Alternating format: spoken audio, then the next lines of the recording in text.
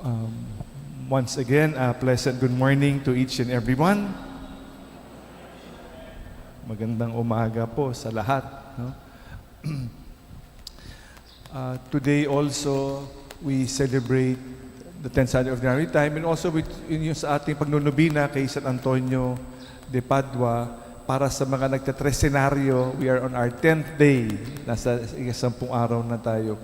Nagtatapos ang kasi tresenaryo 13th day nagtatapos sa Wednesday, tapos yung piyesta sa Thursday. Pag sinabing tresenaryo, laging 13. Ngayon lang naman may 13 no? Hindi naman laging may, kasi usually novena 9 days. After the 9 days, yung piyesta. Pag sinabing Triduum, after the 3 days, yung piyesta. No? So, tinatapos yung 3 days, tinatapos yung 9 days, tinatapos yung 13 days, and the feast days only celebrated after. Hopefully, after the novena or the 9 or the 13 days, after the 3 days, hopefully, we will see a clearer picture of what we prayed for during the novena. No? Sana makita natin, hindi matanggap ko yung pinagdadasal ko, kundi rather makita ko anong pinapakita sa akin ng Diyos after the 13 days. And today is our 10th day, and we ask St. Anthony to intercede for us as we celebrate this day.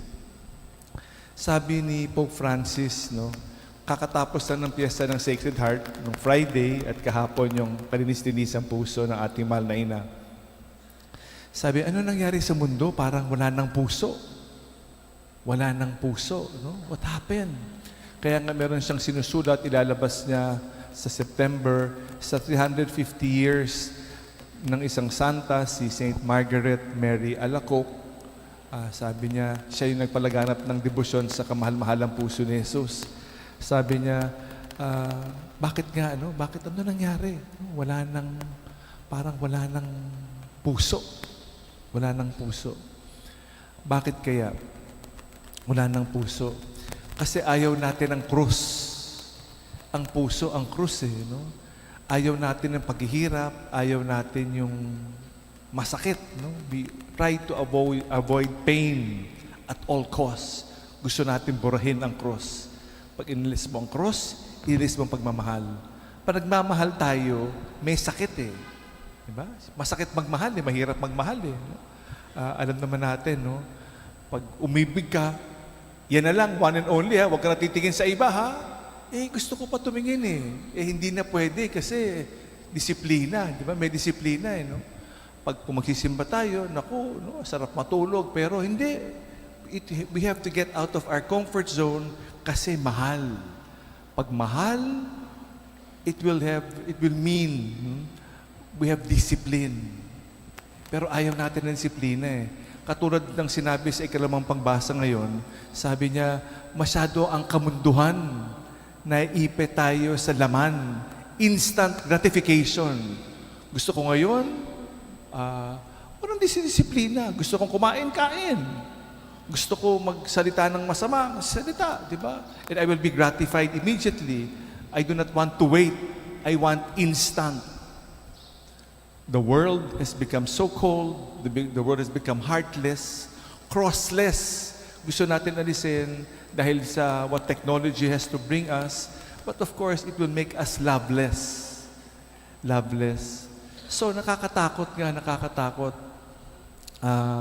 ang Ebanghelyo ngayon na pinapaalala sa atin. Nakakatakot kasi napakadaling lumabas. Actually, napakadali makita ano nasa kalooban ng tao. It is easy to see. Bakit? Pag kunyari, may nabunggo ka, no? May nabunggo ka, no? Ano lalabas? Kung ano nasa loob, yun ang lalabas. No? Kung may nabunggo kayo sa lalaki, naku, mumurahin ka, baka magalit sa'yo, baka... Kasi yun ang nasa loob Kung ano nasa loob, yun ang lalabas. No? Kung may nakasalumuha ka, puro chismis, puro sama ng loob, kasi yun ang nasa loob Kung ano nasa loob, yun yung lalabas. Whatever is inside. Kaya mag-ingat tayo. Kung minamarites ka niyan, kung sinichismis ka yan, baka mami ikaw rin sinichismis. Kasi nagpapalaganap, nagkumakalat tayo ng kung ano nasa loob. Si Jesus, alam na naman natin nasa loob ni Jesus. No? Kaya ang panyaya, nilikha tayo para magpalaganap ng mabuting balita. Hindi masamang balita kung ano nasa loob, yun ang lalabas. Kaya be very, very careful. Be very, very careful for what will come out of us. Kasi it is parang pinapakita natin kung sino tayo eh. O laging na lang masamang balita, laging fake news, half-truths. When we use flowery words, mabulaklak na mga salita, pampubola, it is all to show a glimpse of what is inside. Kaya nakakatakot. So today, sinasabi ni Jesus, nagsimula yung ebanghelyo kasi sabi ng mga kamag-anak ni Jesus, hindi na kumakain si Jesus, busy. Anong sinabi ng mga kamag-anak niya? Nasisiraan na ng ulo yan. Nasisiraan ng ulo. Tapos nagpapalaya siya ng demonyo. Kasi sa prinsipe ng kadiliman, siya nagpapalayas ng demonyo. Kasi demonyo rin yan. Beelzebul rin yan. Kaya kung ang mga kamag-anak, kung ang mga malalapit kay Jesus, yun ang nakikita, yun ang, kaya makikita natin eh. Kaya lumalaganap ang kadiliman kasi puros kadiliman ang ginagawa natin. Kaya pag may disiplina, hindi ko kukwento yan. Pag may disiplina, I will not share the bad news. I will think, I will pray, I will pause bago magsalita. Isipin mo, ano ba yung sinasabi mo para lang may masabi, para lang may kwento? Wait. Kasi it will reveal who we are. Sino ba talaga? Kaninong panig ka ba talaga? Sa Diyos ka ba o sa kadiliman? Nasa kapangyarihan ba ng Beelzebul ang kalooban natin o nasa kadiliman? Kaya kung ano nasa loob, nasa labas.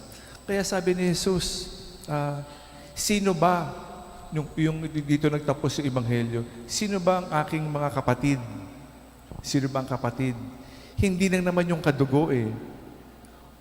Yung lahat na nagpapalaganap ng mabuting balita ng Diyos, yun ang aking kadugo.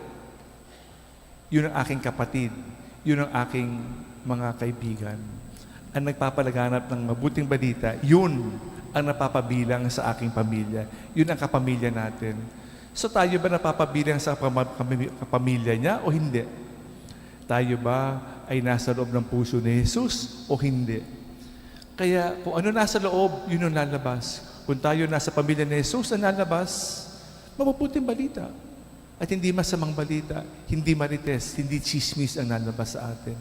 Kung ano nasa loob, yun ang lalabas. Kaya be very, very careful. Be very, very careful. Hingin natin sa ating patron, si San Antonio de Padua, na tulungan tayo magkaroon ng disiplina. Huwag basta-basta maglalabas ng kilos na magaspang, no? Automatic response. Yung dila natin, be very, very careful. Let us ask the good Lord to help us have this discipline. Delayed gratification rather than instant gratification.